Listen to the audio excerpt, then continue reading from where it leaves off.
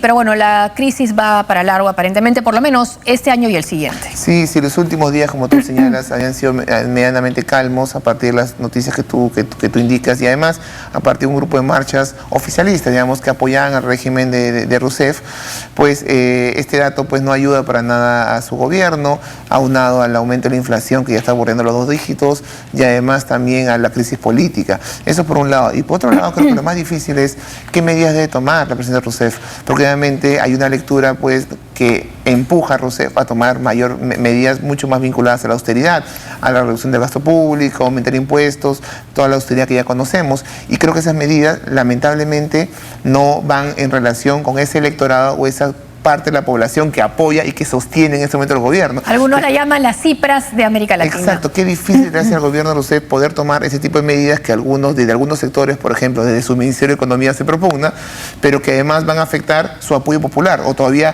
sus bases que todavía sostienen el gobierno. Así que es difícil para el presidente Rousseff asumir ese camino. Y si no asume ese camino, ¿cuál es el destino de Brasil? Muchos dicen que podría ser pues nefasto. Pues vamos a verlo. Los camioneros de Chile protestaron en varias rutas por la violencia usada en su contra, especialmente en la Araucanía, donde hay varias comunidades mapuches que están en conflicto por tierras. Tensa jornada de protestas en Chile. Violentos enfrentamientos se presentaron frente al Palacio Presidencial luego de que los cientos de conductores de camión que bloquearon carreteras en Santiago llegaran a la capital para protestar en contra de lo que consideran un incremento de la violencia en su contra. Aseguran que en los últimos meses han sufrido ataques incendiarios en la región de Araucanía, provocados en su mayoría por indígenas mapuches y defensores de los derechos de esta etnia que exigen la restitución de sus tierras por derechos ancestrales y que hoy están en manos en su mayoría de empresas forestales para los que ellos trabajan. Los conductores viajaron cientos de kilómetros con la esperanza de llegar al Palacio Presidencial, pero las autoridades les negaron el acceso. Tras varios impedimentos lo consiguieron, pero la policía logró dispersarlos con gases lacrimógenos y chorros de agua. Mientras en Uruguay, ocupando al menos 10 cuadras de largo, estudiantes universitarios, gremios docentes y otras agrupaciones sindicales participaron de una marcha que llegó hasta la emblemática Plaza Independencia para exigir mayor presupuesto y rechazar el decreto de esencialidad en la educación del gobierno de Tabaré Vázquez. En la marcha por el centro se registraron algunos disturbios. Un grupo de radicales tiró botellas, encendió carteles y pretendieron romper vidrios de Presidencia, edificio que la policía ya había cercado en previsión a la llegada de los manifestantes.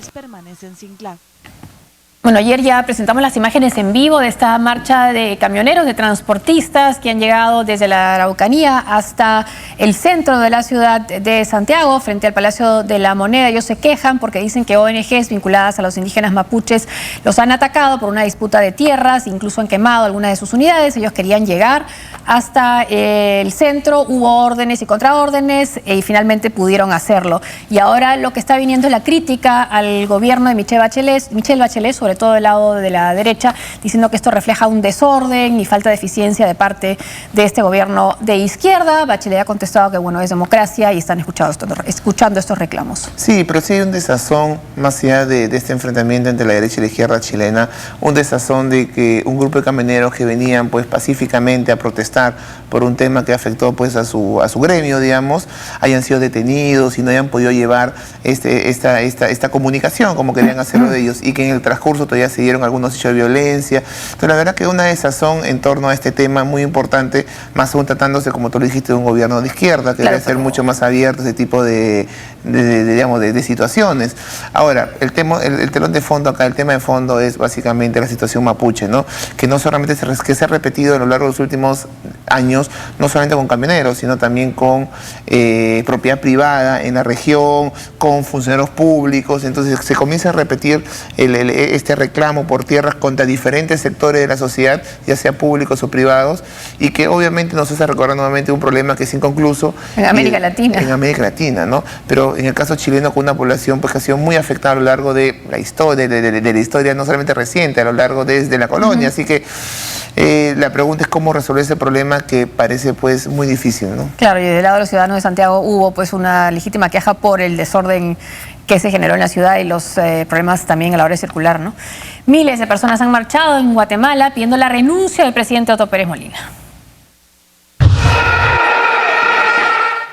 Una multitudinaria y ensordecedora marcha de sectores sin bandera política exigió la renuncia inmediata del presidente de Guatemala, Otto Pérez Molina, y que sea sometido a la justicia por supuesta implicación en un sonado caso de corrupción.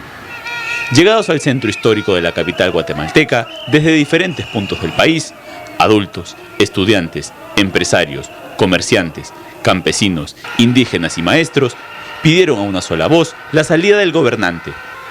«Presidente, renuncie ya», gritaba la multitud mientras agitaban banderas y hacían sonar a todo pulmón las bubucelas frente al Palacio Nacional de la Cultura, donde funcionan el Ministerio de la Cultura y la Secretaría de Comunicación de la Presidencia, que permanecía cerrada. El Congreso tiene en sus manos la decisión de despojar de la inmunidad a Pérez Molina para que sea investigado por su supuesta implicación en una red de corrupción aduanera conocida como La Línea, un caso por el cual está presa y a la espera de saber si será enjuiciada la ex vicepresidenta de Guatemala, Roxana Valdetti. El Ministerio Público y la Comisión Internacional contra la Impunidad en Guatemala aseguraron que el mandatario lideraba junto a Valdetti la red de corrupción aduanera que desfalcó millones de dólares al Estado, según las investigaciones. A la presión a la que es sometido Pérez Molina para que deje el cargo, cuando faltan menos de 2 semanas para las elecciones generales, se han sumado la Procuraduría General de la Nación y la Contraloría General de Cuentas. Ambos organismos han pedido la dimisión del presidente, cuyo mandato de 4 años termina el 14 de enero próximo por orden constitucional, para evitar la ingobernabilidad. Bueno, el presidente de Venezuela insiste, de Guatemala, ya estamos en Guatemala, seguimos en América Latina, ha reiterado que no va a renunciar Otto Pérez y tampoco le queda mucho tiempo de mandato, el cambio de mando es en enero, las elecciones son en septiembre, pero la fiscal general ya ha dicho que sería lamentable procesar a un presidente en funciones, mientras que va avanzando el antejuicio y hay una comisión que se llama pesquisadora, no investigadora, en el Congreso para procesar con las acusaciones en su contra. Entonces, bueno, una difícil situación y pocas salidas las que le quedan al presidente aún de Guatemala. Sí, uno podría pensar que resta poco tiempo para que deje ese presidente. El problema es que eso también está enturbiando la campaña presidencial, va a enturbiar las elecciones y el proceso de cambio de mando. Así que, de alguna manera, puede traer consecuencias sobre la endeble democracia guatemalteca. Ahora, ciertamente el hecho de juzgar a un presidente es bastante importante, pero la verdad es que viendo la situación, la investigación, los indicios y pruebas encontradas, las transcripciones de los audios que también se han hecho públicos, uno podría entender el alto grado de implicancia que tiene el aún presidente guatemalteco. Ahora, lo interesante es como una comisión formada de manera independiente que ha estado promoviendo y ayudando, apoyando la labor de los jueces y fiscales y la lucha anticorrupción en Venezuela, incluso financiado por Estados Unidos, también con ayuda americana, ha funcionado de esta manera. Comienza en el 2007 y le ha dado una fuerza al Poder Judicial poco conocida en muchos países de nuestra región. Y poco creíble que se pueda dar en un país que tiene grandes problemas, tasas de pobreza muy altas, una gran desconfianza de la Administración de Justicia y los problemas de violencia que conocemos y resueltos. Sí, pues es increíble, pero los resultados están ahí. Resultados que han llevado a la persecución. En ese momento hay 100 personas implicadas de funcionarios públicos, básicamente a todo nivel. Este es un logro justamente de este grupo y además apoyado por el Tribunal Supremo y demás instancias que han hecho que esto avance rápidamente y que hoy, después de 3 meses de la renuncia de la vicepresidenta, el presidente puede estar cuestionado. Incluso pensaban ya acabar con su mandato desde el Ejecutivo, pero el momento en que vencía el plazo para hacerlo, aparecieron estas denuncias y ya era muy evidente, la presión popular ya lo impidió también, ¿no? Seguiremos viendo cómo prosigue esta crisis en Guatemala. La primera conferencia sobre el Tratado Internacional de Comercio de Armas, adoptado en el 2013 por Naciones Unidas, terminó con la adopción de un reglamento y la elección de Ginebra como sede permanente de su secretaría. En México, la primera conferencia sobre el Tratado Internacional de Comercio de Armas, adoptado en 2013 por la Organización de Naciones Unidas, culminó con la adopción de un reglamento por parte de los países firmantes y la elección de Ginebra como sede permanente de su secretaría. Se trata del primer instrumento internacional jurídicamente vinculante que regula el comercio internacional de armas pequeñas y municiones, pero también de tanques y aviones de combate y buques de guerra.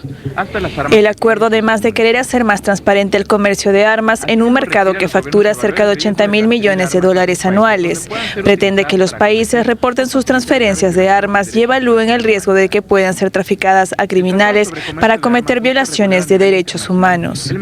El gobierno mexicano resaltó que el tratado todavía requiere de la ratificación de un número importante de países, entre ellos Estados Unidos. Una pausa y al volver. A 10 años de la tragedia de Katrina, el presidente Obama